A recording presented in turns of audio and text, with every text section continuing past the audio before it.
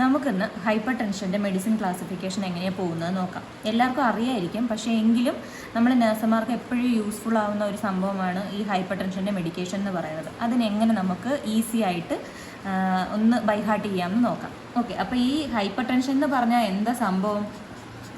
Increased blood pressure. Okay, അപ്പോൾ ഇതിൻ്റെ മെഡിസിൻസാണ് നമ്മൾ പഠിക്കാൻ പോകുന്നത്. അതിനെ നമുക്ക് 4 ക്ലാസിഫൈ ചെയ്ത് കൊടുക്കാം. അതിൽ എ, ബി, സി, ഡി ഇങ്ങനെ 4 നമുക്ക് ക്ലാസിഫൈ ചെയ്ത് കൊടുക്കാം. അതിൽ ഓരോന്നോരോന്നായിട്ട് നമുക്ക് നോക്കിയാലോ. ഇതിൽ എ വരുന്നത് ACE ഇൻഹിബിറ്റേഴ്സ്. ACE ഇൻഹിബിറ്റേഴ്സ് അതിൽ മെഡിസിൻസ് എൻഡ് ചെയ്യുന്നത് പ്രില്ല് വെച്ചിട്ടാണ് എൻഡ് ചെയ്യുന്നത്. ഓക്കെ, എക്സാമ്പിൾ നോക്കുകയാണെങ്കിൽ എൻലാപ്രിൽ. ഓക്കെ, ഇതാണ് ACE ഇൻഹിബിറ്റേഴ്സ്. എൻഡ് ചെയ്യുന്നത് പ്രില്ലിലാണ്. എക്സാമ്പിൾ എൻലപ്രിൽ എന്ന് പറയും. ഇതിന് നമുക്ക് സൈഡ് എഫക്ട്സ് മെയിനായിട്ട് നോക്കുകയാണെന്നുണ്ടെങ്കിൽ എന്തൊക്കെ വരുമെന്ന് നോക്കാം. ഓക്കെ, സൈഡ് എഫക്ട്സ് വരുമ്പോൾ പൊട്ടാസ്യം ഇൻക്രീസ് ആവും, ആൻജിയോഎഡിമ ഉണ്ടാകും, പിന്നെ മെയിനായിട്ടും ഹൈപ്പോടെൻഷൻ.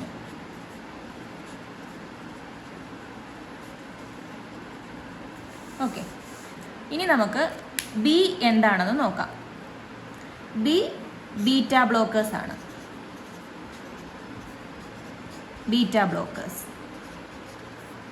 അത് എൻഡ് ചെയ്യുന്നത് ലോൾ അല്ലെങ്കിൽ ഓലോൾ. അതിന് എക്സാമ്പിൾ എന്തൊക്കെയായിരിക്കും? ഇപ്പോൾ തന്നെ എല്ലാവരും പറഞ്ഞിട്ടുണ്ടായിരിക്കും ഈ മെഡിസിൻ എന്ത് ചെയ്യുന്നത് എന്തായിരിക്കുമെന്ന്. എൻഡ് ചെയ്യുന്നത് ലോൾ വെച്ചിട്ട് എൻഡ് ചെയ്യുന്ന മെഡിസിൻസ് എല്ലാവരുടെയും മൈൻഡിൽ വന്നിട്ടുണ്ടാവും. ഉറപ്പായിട്ടും അറ്റനോലോൾ. ഇതിൻ്റെ മെയിനായിട്ടുള്ള സൈഡ് എഫക്ട്സ് എന്തൊക്കെയാണെന്ന് നമുക്ക് നോക്കാം. Bradycardia,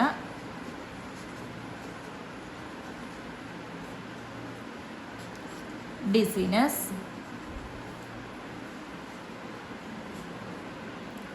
hypoglycaemia. ഇത് ഹൈപ്പോഗ്ലൈസീമിയ നമ്മൾ കുറച്ച് ശ്രദ്ധിക്കേണ്ടുന്ന കാര്യമാണ് കേട്ടോ.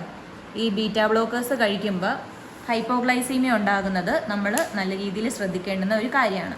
അപ്പോൾ AI, BI. ഇനി നമുക്ക് സി എന്താണെന്ന് നോക്കിയാലോ. C calcium channel blockers.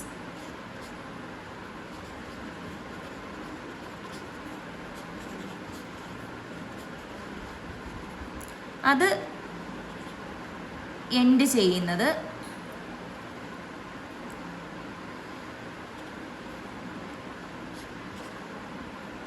പിൻ,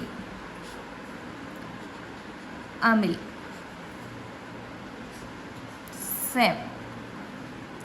സെം എന്നാണ് കേട്ടോ. ZEM. അതിന് എക്സാമ്പിൾ അംലോഡിപ്പിൻ.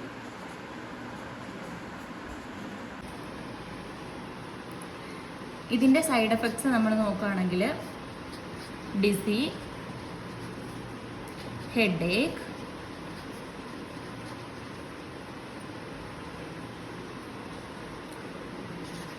സ്വെല്ലിങ്. ഓക്കെ, ഇനി നമുക്ക് ലാസ്റ്റ് ഡയൂററ്റിക്സ് എന്താണെന്ന് നോക്കാം. D stands for diuretics.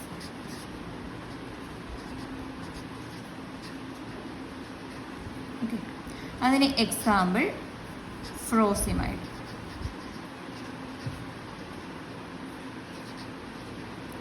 ഇത് എന്തിനാണ് യൂസ് ചെയ്യുന്നതെന്ന് ചോദിച്ചാൽ ഇതിൻ്റെ ഒരു മെയിനായിട്ടുള്ള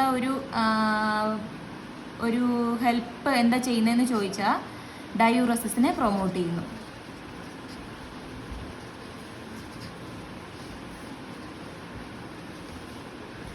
മെയിനായിട്ടുള്ള സൈഡ് എഫക്ട്സ് നമ്മൾ നോക്കുന്നത് ഇലക്ട്രോലൈറ്റ് ഇംബാലൻസ്.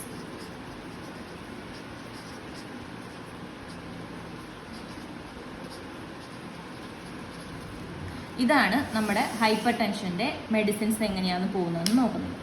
നമുക്ക് 4 തരത്തിലുള്ള മെഡിസിൻസ്, 4 ക്ലാസിഫിക്കേഷൻസാണ് നമ്മൾ യൂസ് ചെയ്യുന്നത്. A, B, C, D എന്ന് നമുക്ക് പറയാം.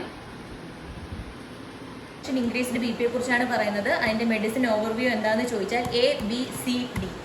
A stands for ACE inhibitors, B stands for beta blockers, C stands for calcium channel blockers and D stands for diuretics. അപ്പോൾ ഇത്രയും സംഭവങ്ങൾ എല്ലാവർക്കും ഈസി ആയിരിക്കും എന്ന് ഞാൻ വിചാരിക്കുന്നു. വളരെ എളുപ്പമാണ്, നല്ല രീതിയിൽ ക്ലാസിഫൈ ചെയ്ത് വെച്ചിട്ടുണ്ട്. അപ്പോൾ ഇങ്ങനെയാണ് ഇൻക്രീസ്ഡ് ബ്ലഡ് പ്രഷർ ഹൈപ്പർ ടെൻഷൻ്റെ മെഡിസിൻസ് പോകുന്നത്.